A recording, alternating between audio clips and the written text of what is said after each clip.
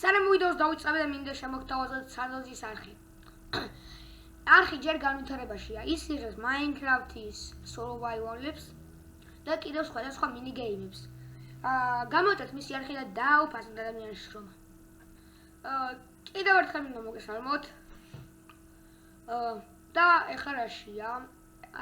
რა არის ამ ვიდეოს გადაღების მიზეზი? ესე იგი, ვემზადებით Q&A-ისთვის. ზუსტად 190 subscriber-ზე 190-ზე დავდებ Q&A-ს პასუხებს. ოღონდ თუ ანუ 5-ზე მეტი ის კითხვა არ იყო, მაშინ ვერ დავდებ მე. რა ვიცი, დაწერეთ კომენტარები. და